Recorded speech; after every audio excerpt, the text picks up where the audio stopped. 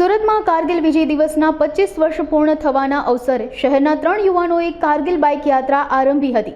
જય જવાન નાગરિક સમિતિના 3 સભ્યો એડવોકેટ હરકિશન જયાણી, એડવોકેટ અંકિત ઝાઝડિયા તેમજ સાગર કાકડિયા દ્વારા આ બાઇક યાત્રા શરૂ કરવામાં આવી હતી। યુવાનોએ સરથાણા વિસ્તારમાં પ્રાણી સંગ્રહાલય ખાતે આવેલા શહીદ સ્મારકથી આ બાઇક યાત્રાની શરૂઆત। નમસ્કાર।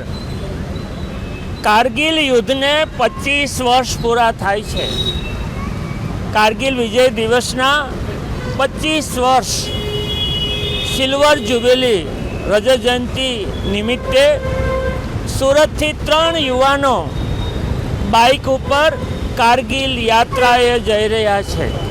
આ ત્રણેય યુવાનોને એક શુભેચ્છા આપવા અને કારગિલ બાઇક યાત્રાનો શુભારંભ કરાવવા માટે આજે આ એક ગૌરવવંતો પ્રસંગ છે। સુરત શહેર અને ગુજરાત ગૌરવ અનુભવી શકે કે આ કારગિલ વિજય દિવસે સુરતમાંથી 3 યુવાનો આ કારગિલ બાઇક યાત્રા જઈ રહ્યા છે।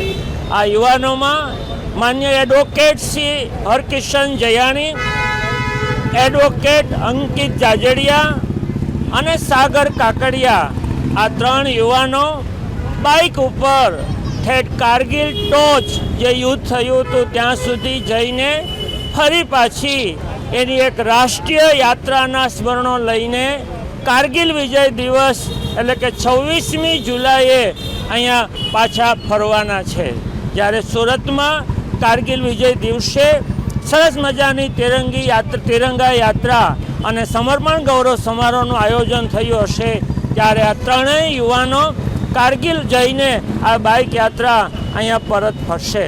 ફરી આ ત્રણેય યુવાનોને બહુ ગૌરવ સાથે શુભેચ્છા પાઠવીએ છીએ કે તમે એક સરસ રાષ્ટ્રીય ભાવથી આ બાઇક યાત્રા કરી રહ્યા છો। આ સામાન્ય યાત્રા નથી, પણ એક રાષ્ટ્રીય ચેતના પ્રગટાવવા માટેની યાત્રા છે। રસ્તામાં આવતા દરેક પોઈન્ટ, દરેક આર્મીના જે કેમ્પ હશે ત્યાં જઈને સુરત શહેરના લોકોની એક લાગણી પહોંચાડશે, રાષ્ટ્રીય ભાવ પહોંચાડશે। ખરેખર આ ત્રણેય બાઇક સવારોને હું ખૂબ શુભેચ્છા પાઠવું છું અને સુરત શહેરમાંથી આ કારગિલ શહીદ સ્મારક છે એ સ્મારક ખાતેથી આજે આ કારગિલ બાઇક યાત્રાનો શુભારંભ કરાવી રહ્યા છે। Thank you.